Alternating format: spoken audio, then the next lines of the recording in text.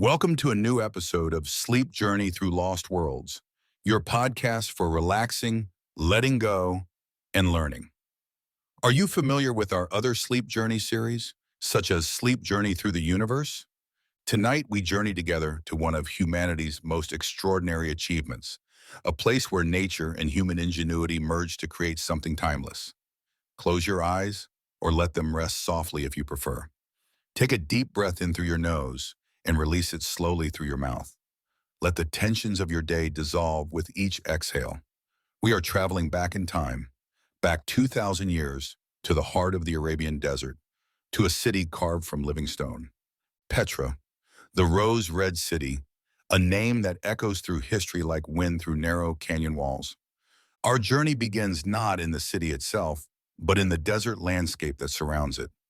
Picture yourself standing on a high plateau in what is now southern Jordan, approximately 100 kilometers south of the Dead Sea. The year is around 50 CE, during the height of Nabataean prosperity. The sun is setting, painting the sandstone mountains in shades of amber, coral, and deep crimson. These colors are not painted by artists, but are the natural pigments of iron oxide deposits that have accumulated over millions of years in the sedimentary rock formations. The Nabataeans were an Arab people who settled in this region around the 4th century BCE.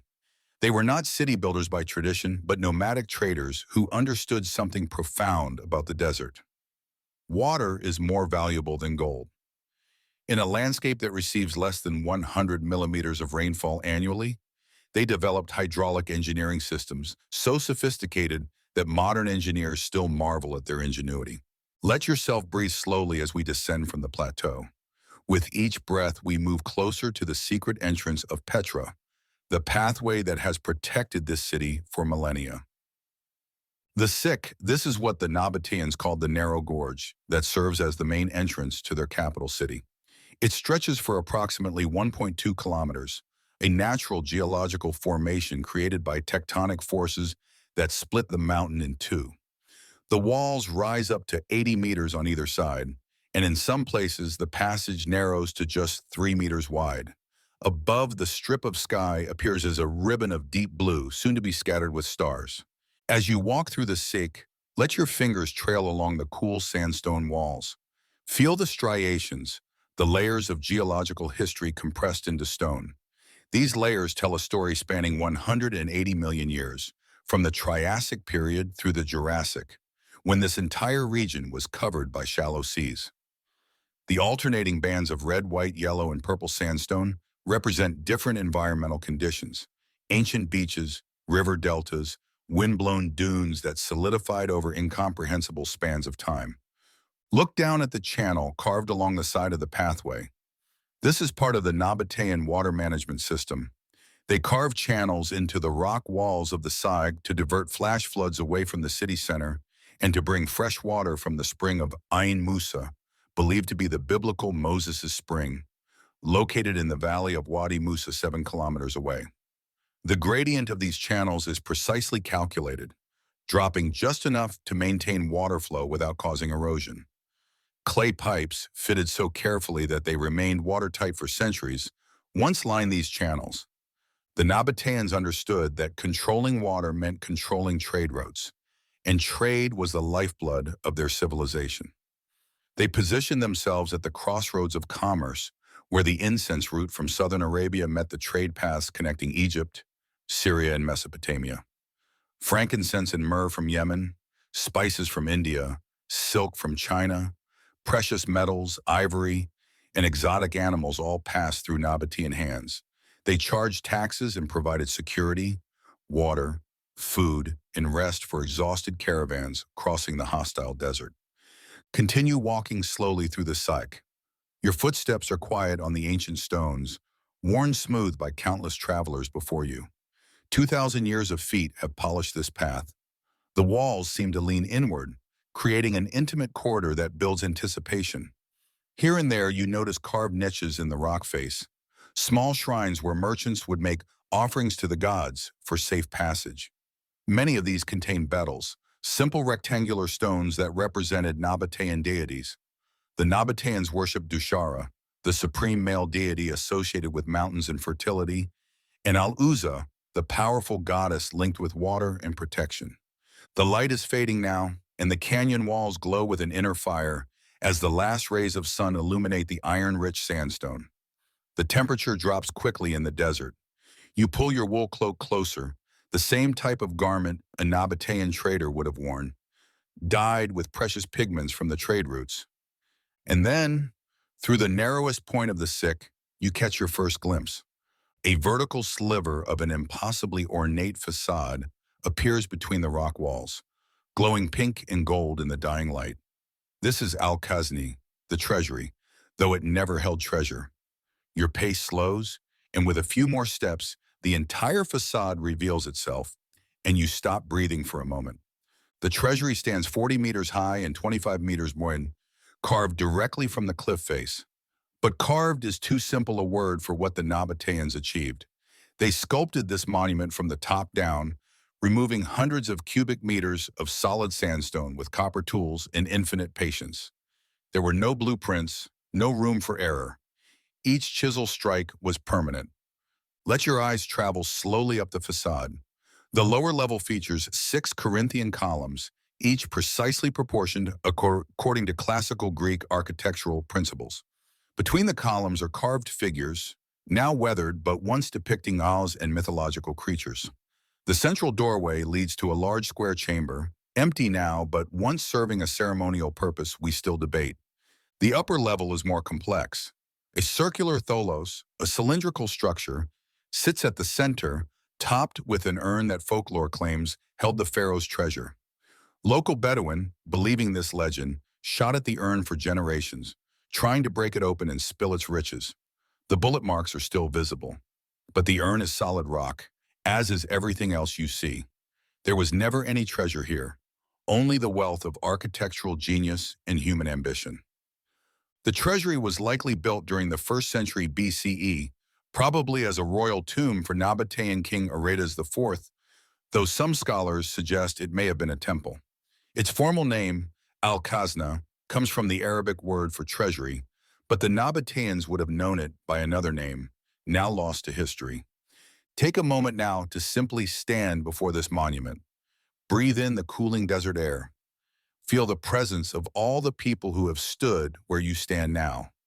Merchants exhausted from months of travel, pilgrims seeking divine favor, Roman soldiers when Rome annexed Nabataea in 106 CE, Byzantine Christians who carved crosses into the walls, and the Bedouin who made Petra their home for centuries after it was abandoned. Let's practice a brief moment of meditation here. In this sacred space between past and present, close your eyes if they aren't already closed. Focus on your breath moving in and out, as constant and reliable as the desert wind that shaped these stones. With each inhale, imagine drawing in the patience of the Nabataean sculptors who worked for decades on these monuments. With each exhale, release your hurry, your rush, your need to be anywhere other than here. The stones have waited for 2,000 years. They will wait for you. 3 more breaths, slow and deep. Feel yourself becoming part of the rock, part of the earth, part of the endless cycle of time that makes our modern concerns seem small and temporary. One final deep breath, and slowly, gently, let your awareness expand again. The stars are emerging now, brilliant and uncountable in the unpolluted desert sky. The Nabataeans were skilled astronomers, necessary knowledge for desert navigation.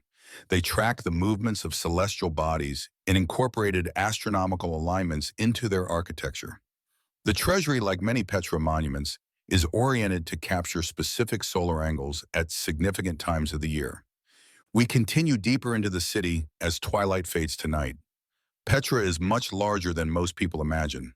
The area visitors typically see represents only about 15% of the total archaeological site, which covers approximately 264 square kilometers. More than 3,000 structures have been identified, most of them tombs carved into the cliff faces that surround the Central Valley. The street of facades appears on your right, a long wall of rock carved with 40 tomb facades stacked in tiers.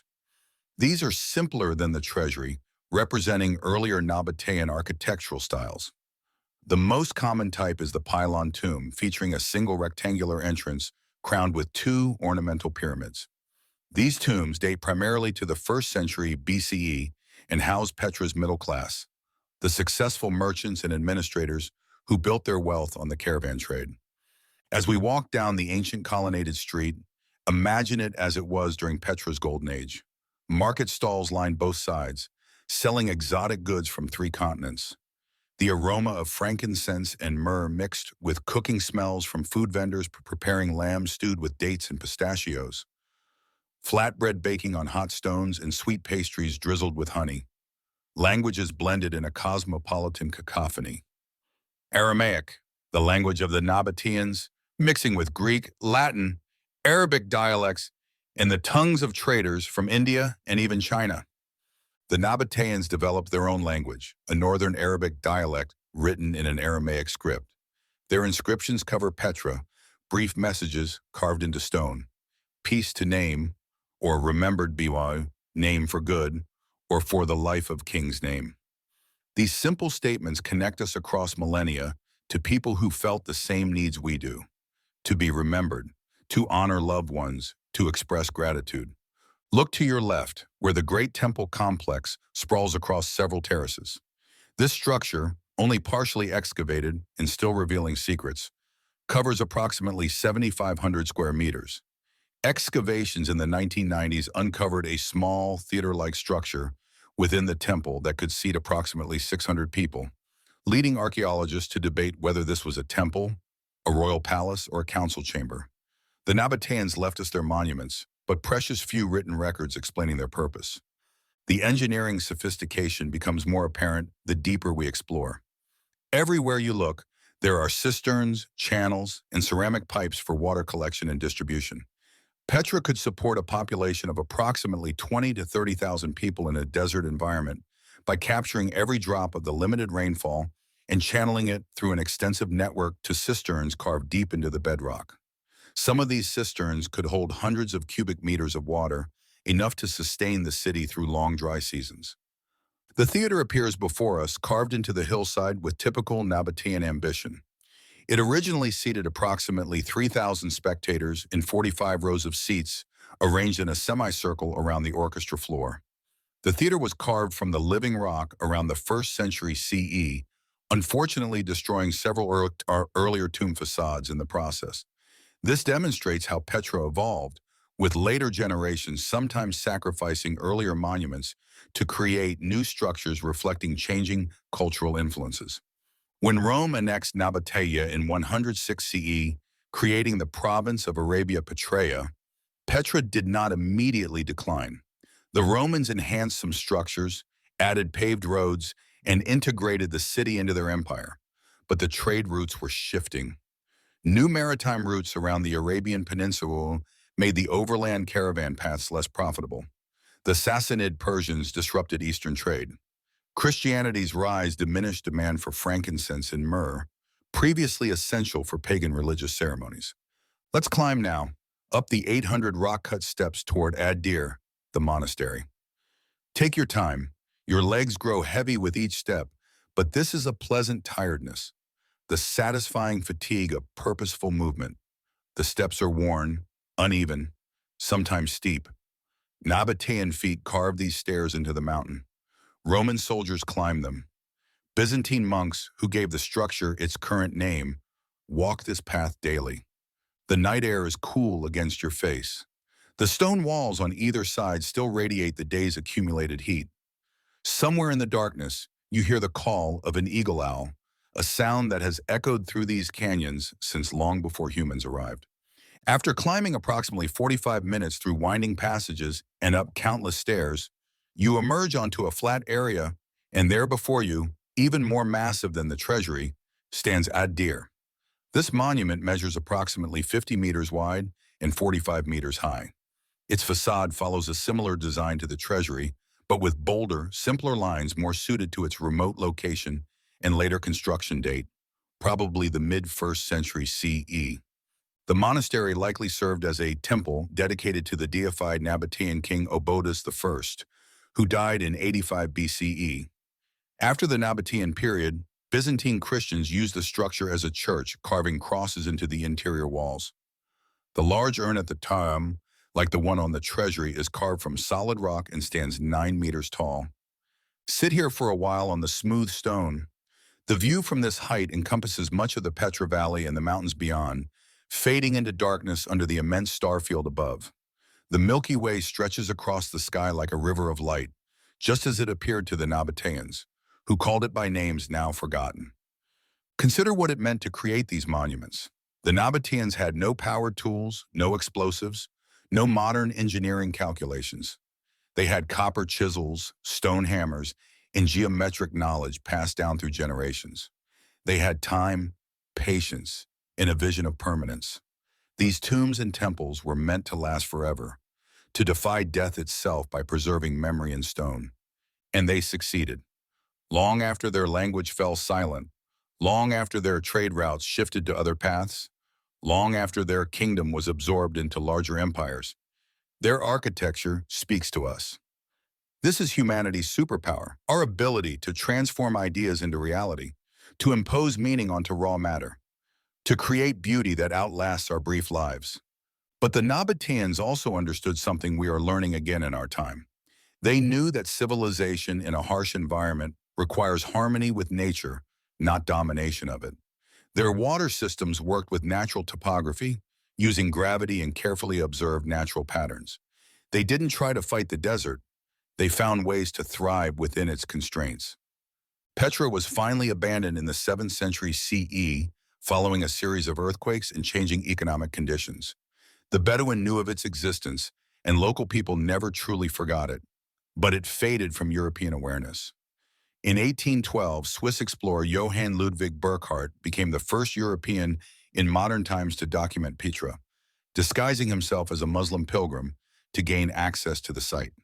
Today, Petra is one of the new 7 wonders of the world, designated a UNESCO World Heritage Site, and welcomes hundreds of thousands of visitors annually. But it is also fragile. Sandstone, despite its appearance of solidity, erodes constantly under wind, water, and salt crystallization. Tourism itself threatens the monuments through foot traffic, touching, and changes to the microclimate. Climate change brings more intense flash floods and temperature fluctuations that accelerate weathering. This is where our journey brings us to a gentle realization. Petra survived for 2 millennia through benign neglect, preserved by the desert's isolation. Now that we have rediscovered it, we must choose to protect it.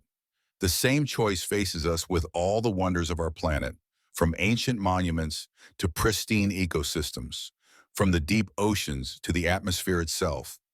The earth that gave the Nabataeans the stone for their city, the water for their survival, and the trade routes for their prosperity is the same earth that sustains us now. It is not infinitely resilient. It requires our care, our respect, and our willingness to live within natural limits rather than constantly exceeding them. The Nabataeans, in their desert kingdom, understood that resources are finite and precious. Every drop of water was captured, stored, and used wisely. They built a thriving civilization by working with their environment's constraints rather than ignoring them. We can learn from their example, can't we? In our modern abundance, we sometimes forget that we too live in a desert of sorts, on a small planet with limited resources, floating in the vast emptiness of space. As we prepare to leave Petra and return to our own time, take one last look around. The monuments are settling into the darkness, their colors fading to shades of gray under starlight. In the morning, the rising sun will paint them rose-red again, as it has done for countless mornings and will do for countless more, if we choose to protect what remains. Begin to bring your awareness back to your present surroundings. Feel the surface beneath you, whether it's a bed, a chair, or a couch. Notice the sounds of your actual environment. Your journey through time is complete, but the connection you've made with the past remains. Those ancient stone carvers would be pleased, I think, to know that people still marvel at their work, still make the journey to see what they created. Your breathing has slowed during our journey. Your body has relaxed. The concerns that followed you to bed tonight seem smaller now, put into perspective by 2,000 years of history and the reminder that we are part of something larger than ourselves, part of the long human story of creativity, resilience, and adaptation. The Nabataeans are gone, but they left us gifts, beauty carved in stone, lessons in sustainability, and proof that humans can create lasting wonders even in the harshest environments. What will we leave for those who come 2,000 years after us? Will they find monuments to our ingenuity or ruins of our excess? Will they see evidence that we learned to live within our planet's means or that we exhausted them? These questions are for another time. Tonight is for rest, for peace, for the deep sleep that comes from knowing you are connected to the vast web of human experience stretching back through time. Close your eyes now and let the rose-red city fade into your dreams. Let the cool desert night embrace you. Let the ancient stones whisper their secrets as you drift deeper into sleep. Sleep now, traveler. Dream of lost worlds, of wonders carved in stone, and of the better world we might yet create if we learn from those who came before us. Good night and safe journeys through the landscapes of sleep.